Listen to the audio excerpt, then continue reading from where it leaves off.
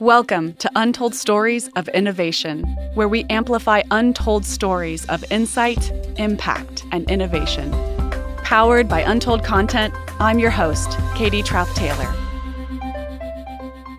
Our guest today is Liana Chaouli. She is the president and founder of Image Therapists International Incorporated and a globally recognized thought leader, style expert, mentor, and educator.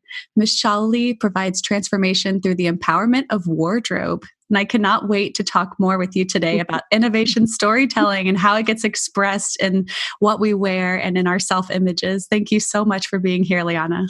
Yeah, thank you, Katie. Thank you for making space for this innovative thought idea, which it was 40 years ago or 35 years ago. When I first was telling people about this, they would say to me, "What? You want to do what?"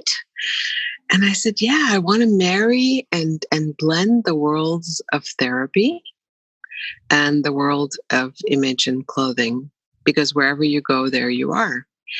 And you can't like leave pieces of you behind. I mean, people try, but that's called schizophrenia."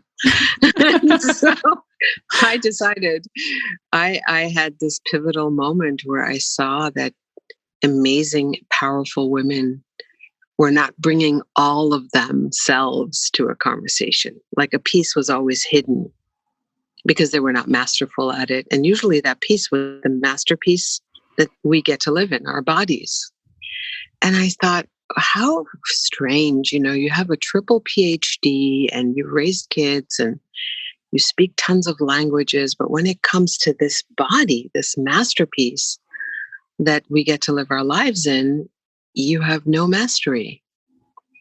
So I set out on a journey to create mastery in the domain of your masterpiece. I love that way of wording the story. And there's a surprise too to our conversation today, and I want to make sure we're including her too on the call. But JJ Snow, who is the Chief Innovation Officer of Air Force AFWorks, is also with us to talk about this marriage of the way that we can think more innovatively about our wardrobe and its impact on our self-images. So, Liana, tell me more about, I love the way that you word your body as a masterpiece. That is unique in and of itself. I don't think many of us look at it that way. And I know especially for women, we have all kinds of issues around imposter syndrome and phenomena. We just did the first meta-analysis on imposter syndrome at Untold Content recently with one of our clients. And it does impact women. It impacts minorities more strongly in terms of feeling like you don't deserve to be at the table. So how does wardrobe play a role in that? Yeah, what a beautiful conversation you're starting for the world. Beautiful conversation, Katie. So I've known about, like in my body, known about and understood and lived the experience of the power of the empowerment of wardrobe. I've lived it since I was a child. And I've lived it in many different ways. And the reason why you and I are even here talking about this and why Image Therapists International came to be and how the process of image therapy got born is actually my mother. So my mother is the reason for why this is even happening. So years into my, practice, I would call this a practice because it's a daily routine. It's like your skin, and then there's your second skin, which is your clothing. So our clothing is closer to us than our breastfeeding children. Mm-hmm. Our clothing is closer to us than our lover. Mm-hmm. Our clothing is constantly on our skin, speaking through our skin to our brain and our heart and our soul. And wherever we show up, that little conversation about how that clothing is fitting, how it feels, how it makes us feel, what we give it permission to show us up as, all of that comes into the room when you show up.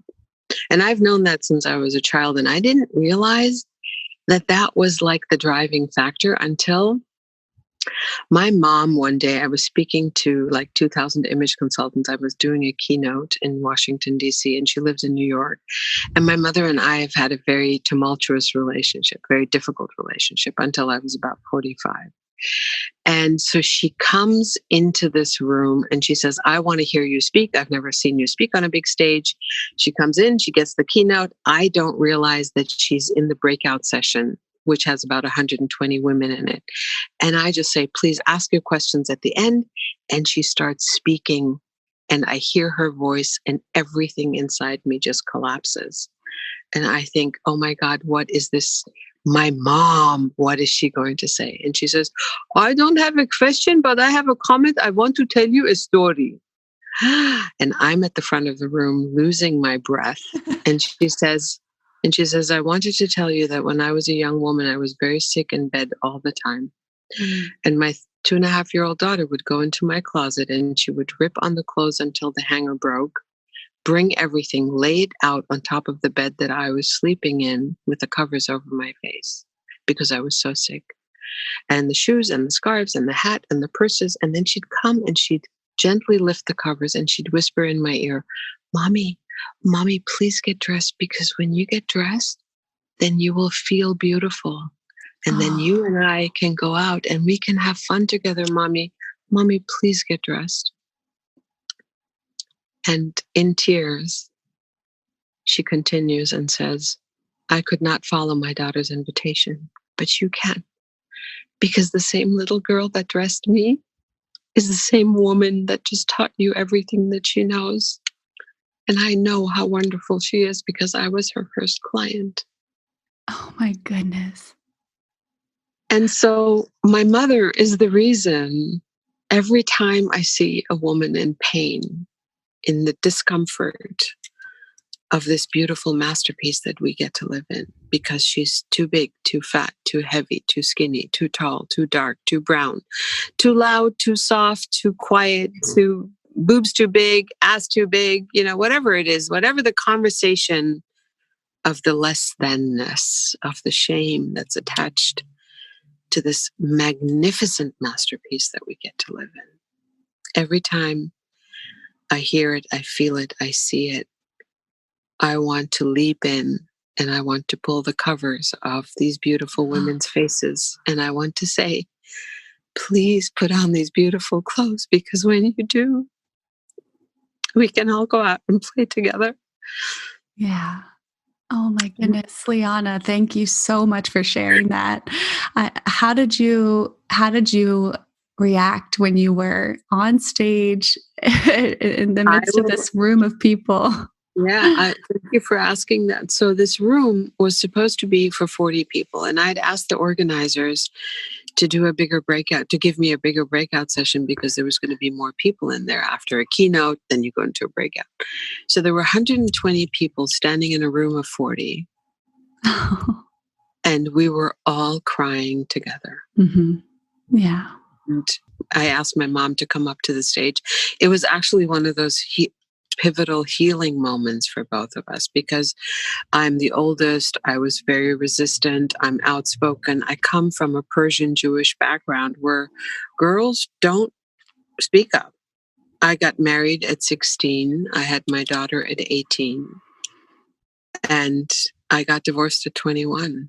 Mm-hmm. And so I was always the one, the thorn in people's sides, especially in my community. And when I created Image Therapists International, it was for the sake of women speaking their truth and living in this body that we get to have, without you twisting yourself into a pretzel or not being good enough because you're taller or shorter or browner or louder or, Yes, yeah. Why do we as women have to twist ourselves into some pretzel so we befit fashion? So this process of image therapy that I created is, you're the antenna, you be who you are, and the clothing needs to be for who you are. It needs to be fit your essence. It needs to be fit your coloring.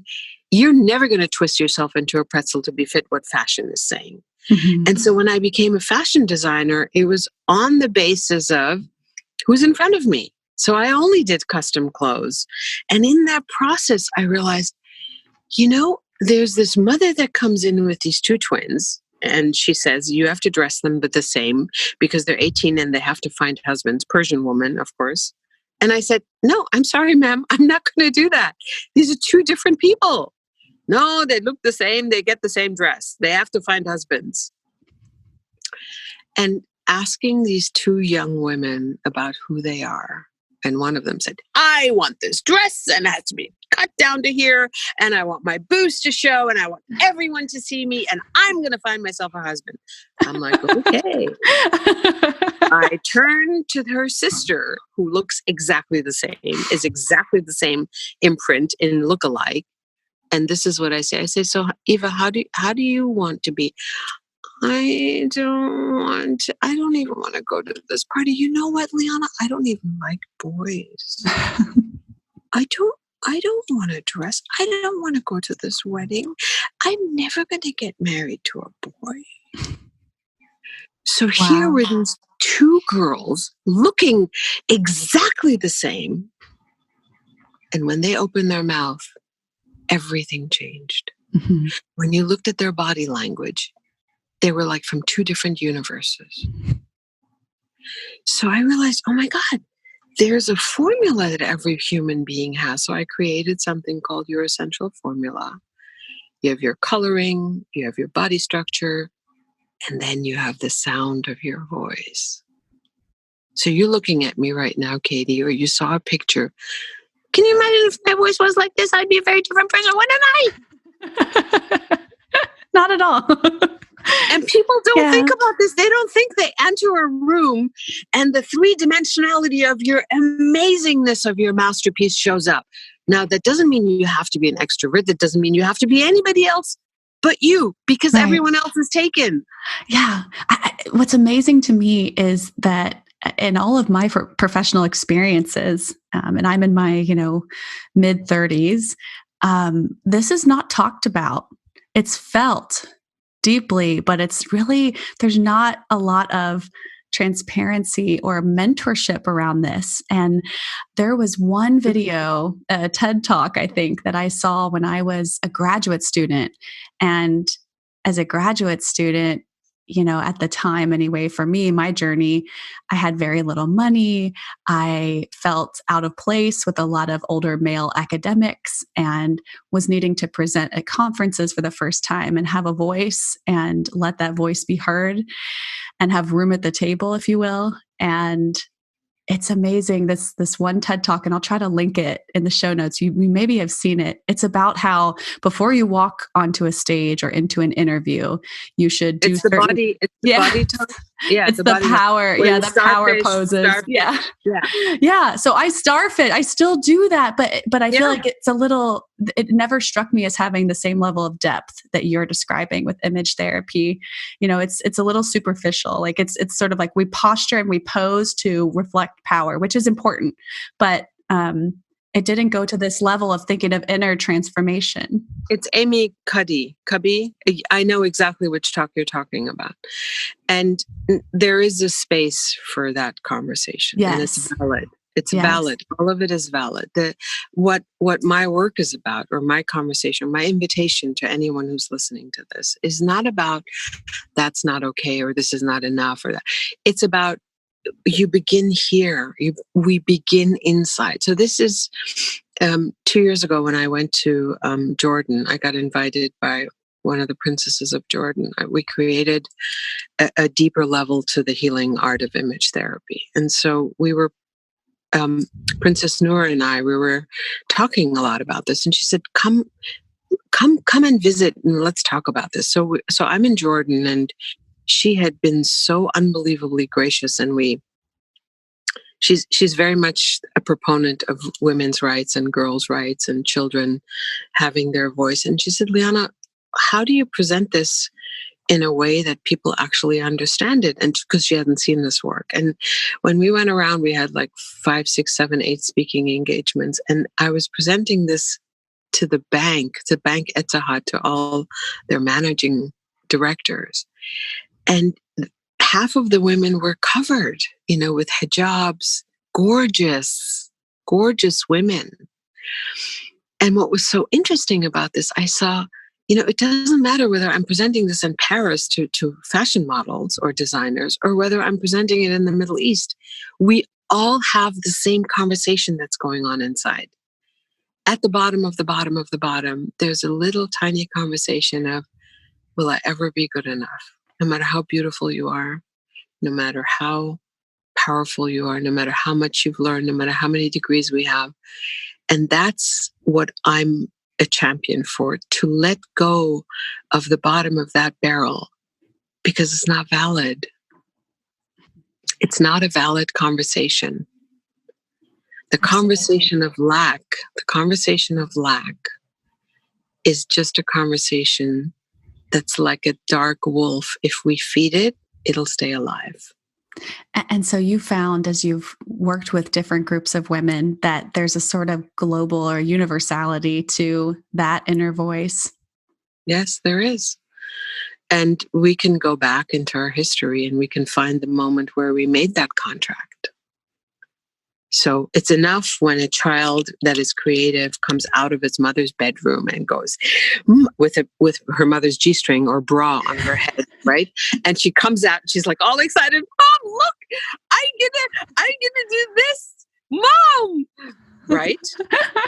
she gets all excited and she wants to do that, and she wants to do like, I'm so excited, Mom.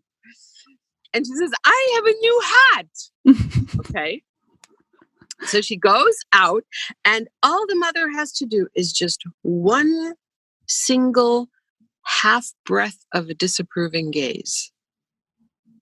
She doesn't even have to say anything. And we all know that gaze. Mm-hmm.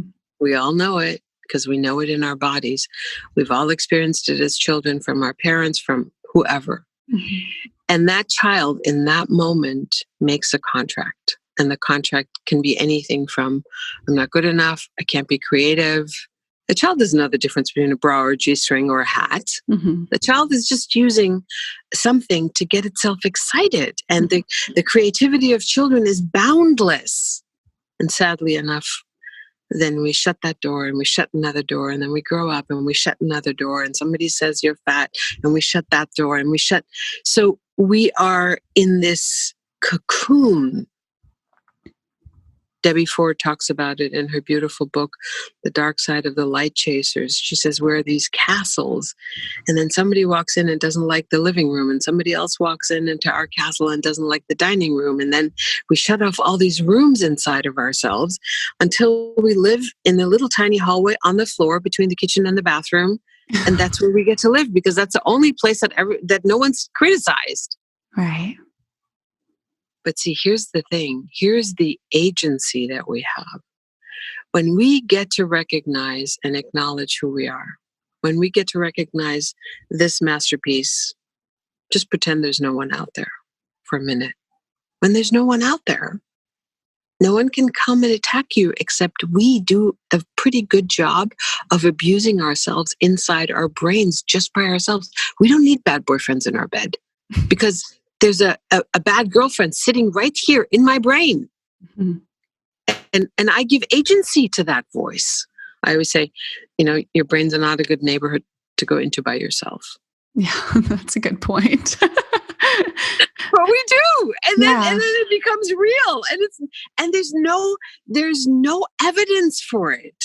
Like when I do my trainings or I work with clients, I say, well, where's the evidence for that you're fat, that you're ugly, that you're whatever? And they say, well, it's in the mirror. And I say, really? Show me. Because I don't see it. I had this beautiful actress, famous actress, can't say her name. She's standing in my studio. We're doing an up level. I put a dress on. I say, I'm just going to go get you a glass of water. I'll be right back. I come back in 3 minutes, and the dress is full of tears. Her face is wet. And I say, why are you crying? And she says to me, points to the mirror, and she says to me, Liana, it is impossible that beautiful woman in the mirror is actually me standing here. I am not that beautiful. Wow. And that's someone who's getting accolades from the whole world all the time. Mm-hmm. But what's really happening inside is the nourishment is coming from the world. But if I can't allow it in, then my masterpiece will just contract and shrivel like a plant that's not getting watered.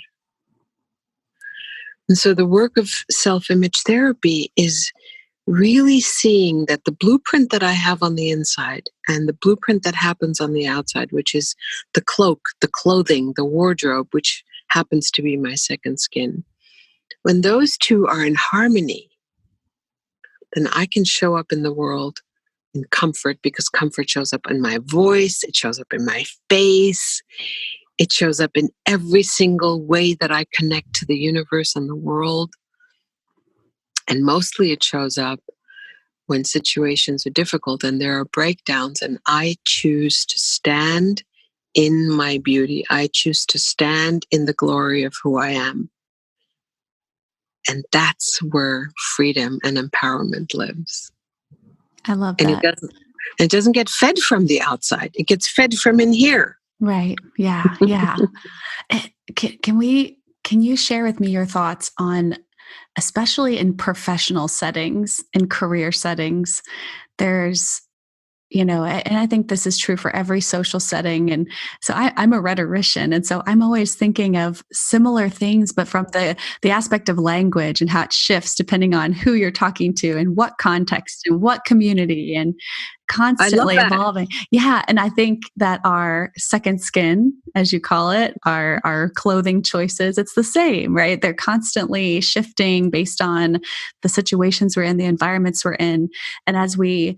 And in some ways, obviously, there's a socioeconomic aspect to wardrobe, and some of the limitations that can make someone have that inner voice that says, I don't belong here, can come from not being able to afford the certain clothes or fit into certain settings, because there's sort of we're always, I think, with language. And so here's where it comes in as like a rhetoric thing for me.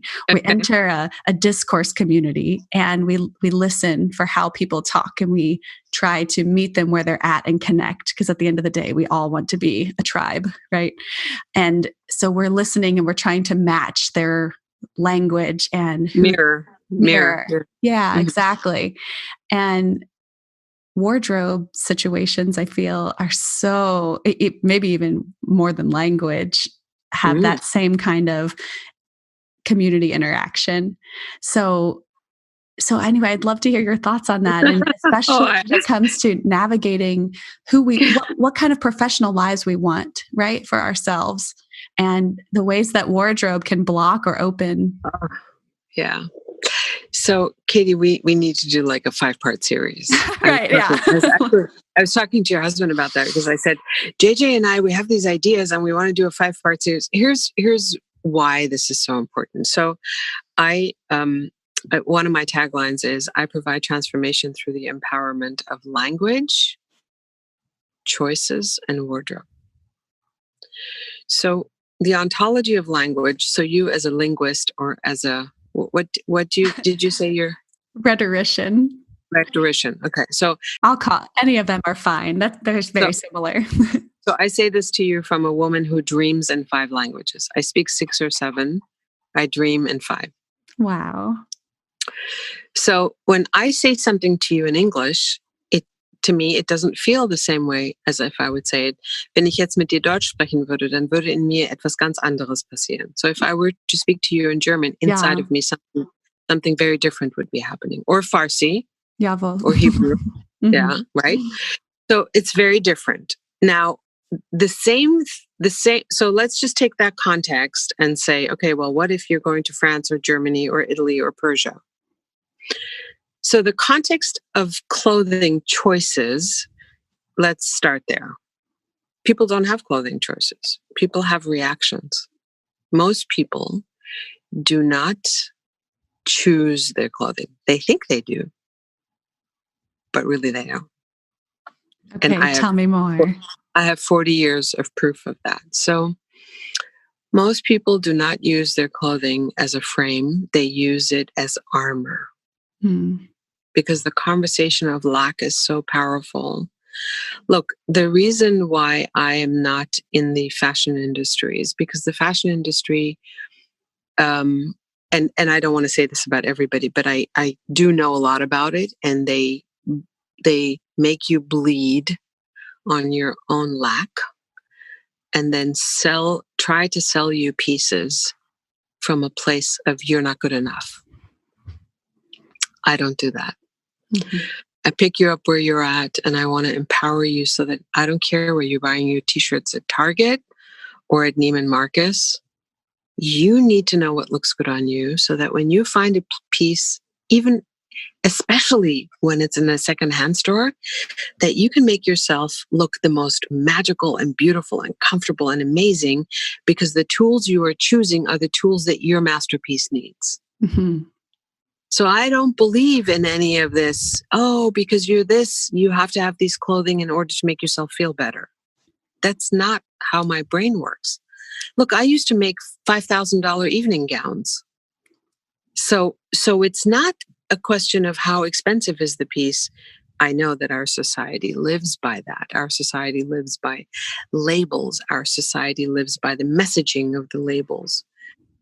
What if you had tools in your sanctuary, in your closet, but most people don't have closets. They have museums. They have trash cans.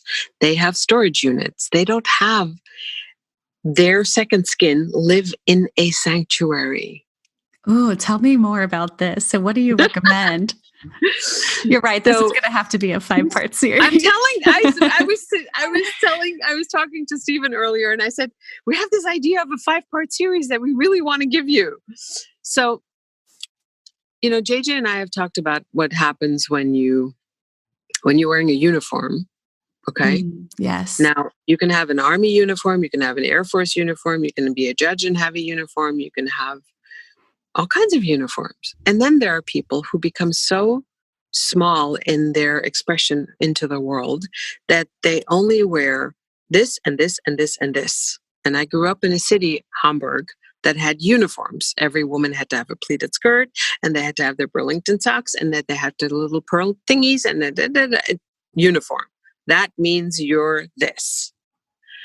So self-expression and understanding your masterpiece is a path to a PhD in design of who you are.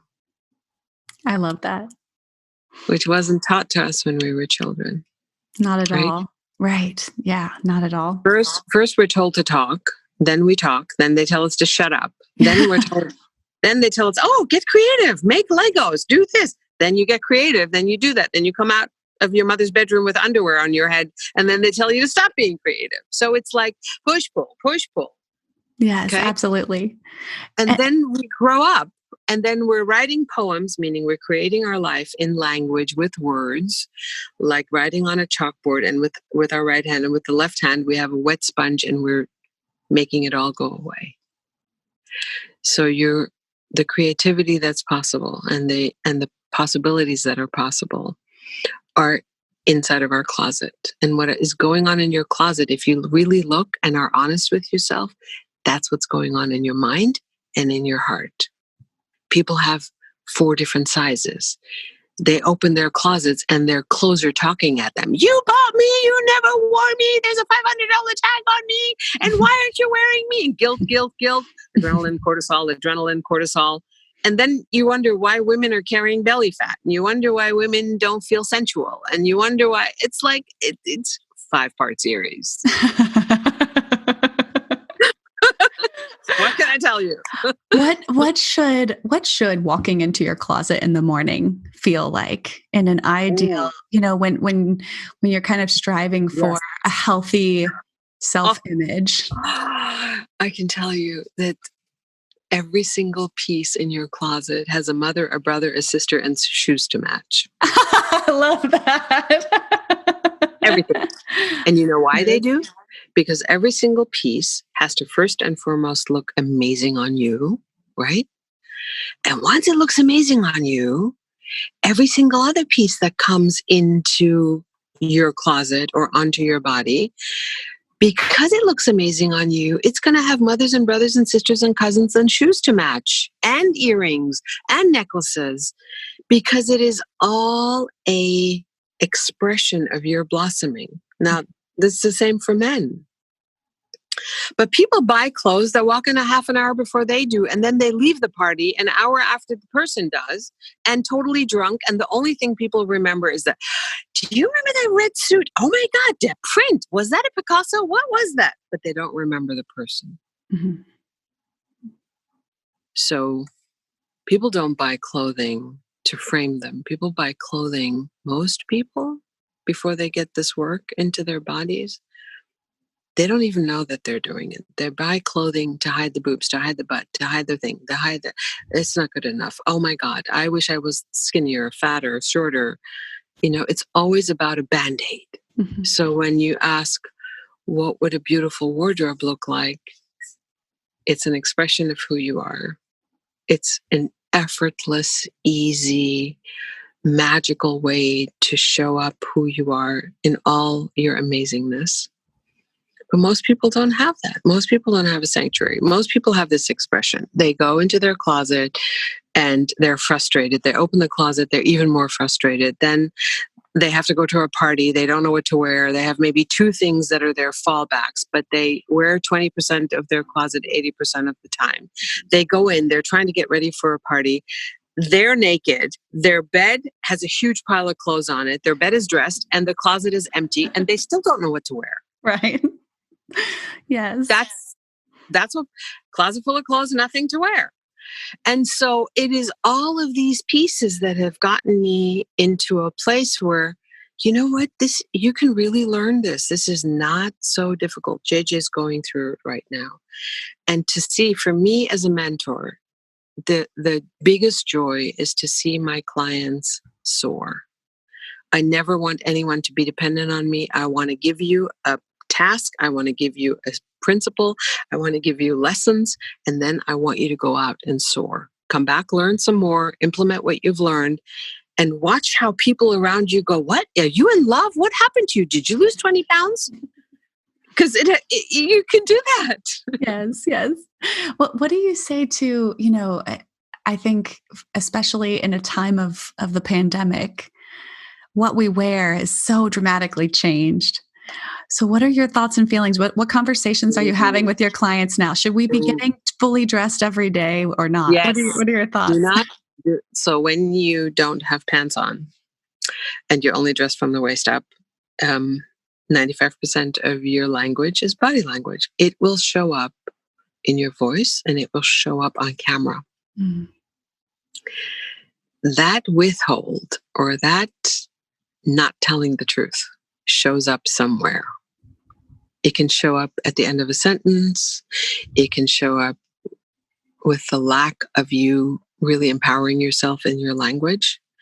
You know, I was doing a conference call and I taught this 3-hour class to lots of thought leaders and business owners. And I said, look, right now, the camera on your Zoom or on your phone or on your computer is the IV that you get to choose, the tool that you get to choose to put your authentic self into someone else's heart.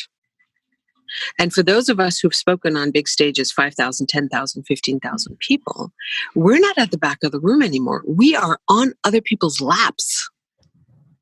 Like we're on 5 million people have us as speakers, as mentors on their laps, and we are in their bedroom, in their bed with them. Right. Right. So you have up close. Authenticity. Yes, up close and so personal. Or they're sitting on the toilet. I mean, I'm sorry I'm being so blunt, but no, it's true. But this is what's happening. Right, right. Okay. And so and now in COVID, it is even more, the urgency is dialed up. The urgency for your authenticity and for your own comfort level with yourself, between you and God, when you're in the authority of who you are, when you can express your agency through this medium, people are going to know you're telling the truth. The person on the other side, it's not the content of what you're speaking about. It's the delivery of the content included in the authenticity of the bubble of who you are. Can you let another person know that you see them? And that begins with being able to see yourself. I say, there's an exercise that I give my students, my clients. I say, seek your sister's greatness rather than her guilt. Seek another person's greatness rather than their guilt, because the world today is not built to seek greatness. The world today is blame. We're going to blame this person. And the first sister that you see in the morning, the first person you see is yourself in the mirror. So go seeking your greatness and bring that greatness to this conversation. And that's essentially what I do. I love it. Wow, Liana, thank you so much for sharing that.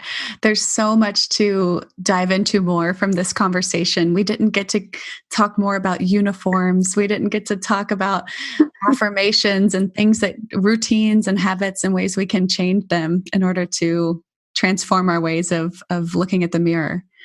But I think we will be doing this 5-part series. Uniforms, let me just give you one sentence on uniforms. Uniforms will not do the diversity of who you are justice. That's right. So, yeah.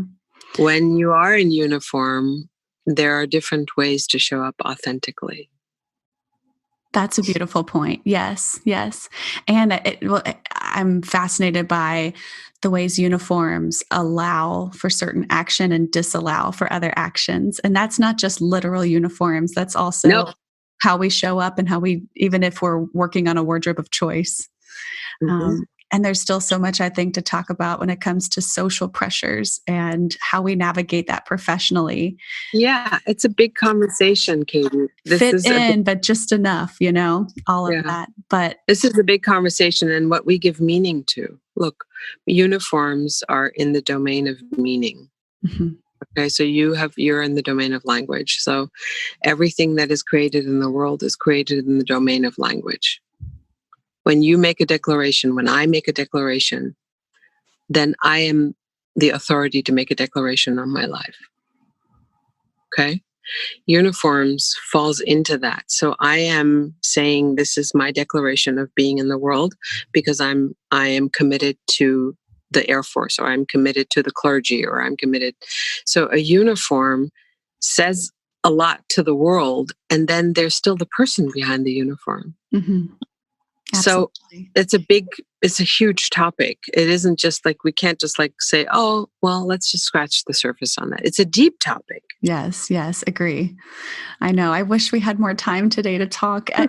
Would you mind leaving us with, you've already shared so much advice and so much about how to sort of reframe the way we look at clothing. But could you share with us something that all of us can do starting tomorrow morning after listening to this conversation? You can start it right now. So I'm writing a TED Talk on not wearing black, because black is the absence of color. You each of you listening to this, you have your own personal black, and your own personal black can be achieved by looking deeply into your eyes and seeing what your eye color is. Look at your hair color, your eye color, look at the color of your veins, look at the color that is contained in your skin. And there's a color in there. It's either navy if your eyes are blue, or chocolate brown if your eyes are brown, or hair is brown. It's a dusty rose, it's a burgundy, it's a purple. A color that you can wear taken to its darkest level will be your personal black. I love it. And it is the most powerful experience to put black on one shoulder, silent black, and put your personal black on the other shoulder. Go stand in front of a mirror where the light hits your face and notice the difference, because silent black will always make you look tired and haggard and lifeless. And your personal black will always make you shine. Wow. Thank you so much for sharing that. I would love to hear people's reactions to that and their experiments with it. So as you're listening, try this out and see if you can find your personal Black. I can't wait to hear your TED Talk on this topic. How wonderful. Liana, I'm so grateful that you've made time to talk with us today. Where can listeners follow you and your work and learn more about image therapies? So they will get a beautiful little gift series that talks about your essential formula, which for everyone would be really helpful.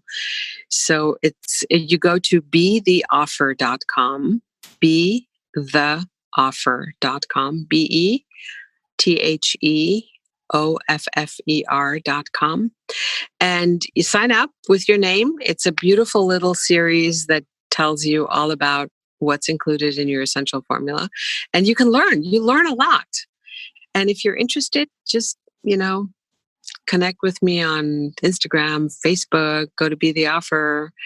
There's so much knowledge out there. I love giving first. So I think that everyone should have an experience of this if they want to. And there's a lot out there for you to see. Follow me on Instagram, Liana Chaouli, or go to Facebook and follow me there. And I'd love to connect with you. Every person is a world unto themselves. And so if I get to know you, it's even better. Yes. Thank you. Thank you so much. I can't wait to continue the conversation, and we'll keep everyone updated as we dive in a little deeper to some of these topics, hopefully in the future. Thank you, Liana. Have a wonderful evening. Thank you for your invitation. Thank you.